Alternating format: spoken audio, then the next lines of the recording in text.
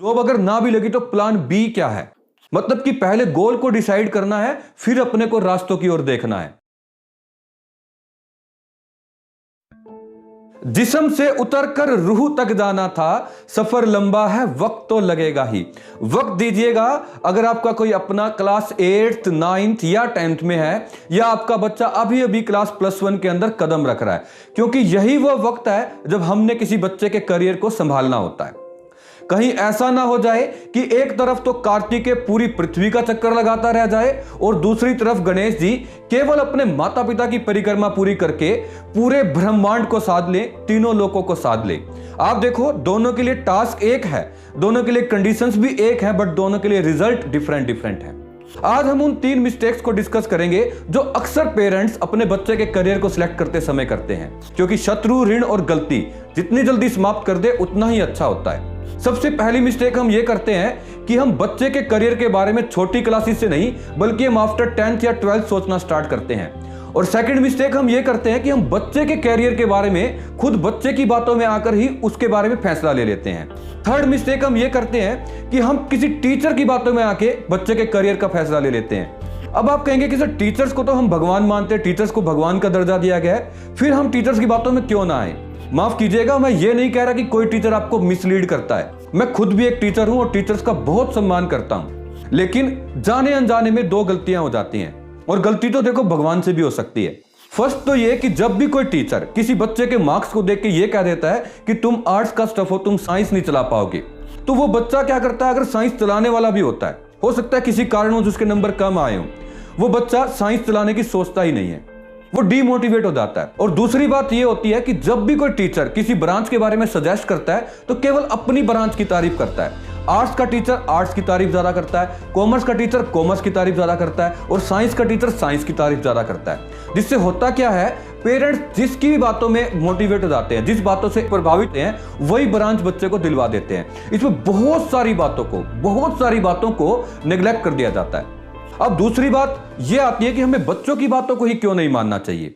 इसके लिए आप ये देखो कि जब आपका राजा बेटा या रानी बिटिया स्कूल में जाते हैं तो वो करते क्या हैं। सबसे पहले जब असेंबली में जाते हैं तो उनका पहला काम ये सर्च करना होता है कि आज कौन सा टीचर नहीं आया। क्योंकि इसलिए नहीं कि उनको टीचर की याद आ रही है, इसलिए कि वो ये चाहते हैं कि आज कौन सा पीरियड फ्री है, आज हमें कौन सा पीरियड गेम्स के लिए मिलेगा। सेकंड ये देखो, जब बच्चे क्लास में जाते हैं तो भागे भागे जाते हैं, इसलिए नहीं कि उनको क्लास में भागने की जल्दी है या क्लास छूटी जा रही है, इसीलिए कि उनको बेंच रोकना होता है, किसी से नोटबुक मांग के फिर अपनी नोटबुक कंप्लीट करनी होती है। इसी तरह से क्लास में जाते ही फिर 2 ग्रुप बन जाते हैं, एक तरफ वीक स्टूडेंट और दूसरी तरफ इंटेलिजेंट स्टूडेंट।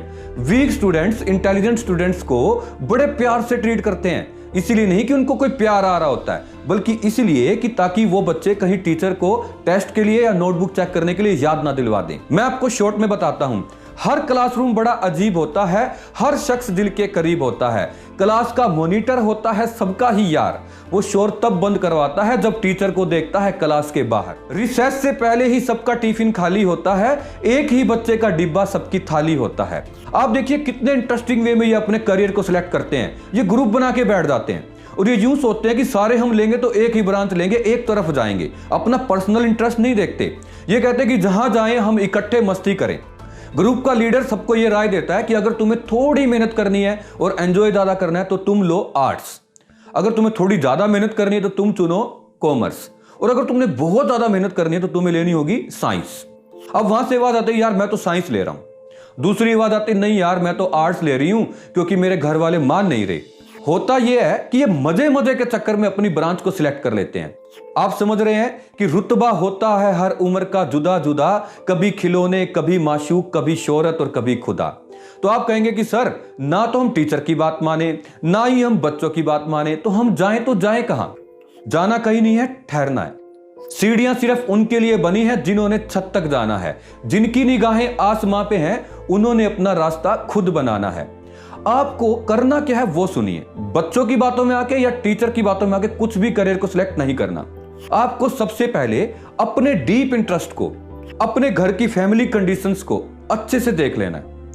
फिर आपने बच्चे के इंटरेस्ट को खंगाल लेना है कि वो सच में क्या कर सकता है और वो बचपन से क्या करना चाह रहा है। उसके बाद आपने मंजिल को देखना है कि अगर आप दोनों, आपका बच्चा और आप दोनों वहां तक जा सकते हो, तभी आपको वो करियर सिलेक्ट करना है। क्योंकि ऐसा नहीं है कि केवल बच्चे को ही वहां पे चलना होगा, जाने अनजाने में आपको भी बहुत सारे सैक्रिफाइस करने पड़ेंगे। डायरेक्टली इनडायरेक्टली आपको भी उस ब्रांच की पूरी नॉलेज होनी चाहिए। ऐसा ना हो कि बाद में आपको धक्का लगे।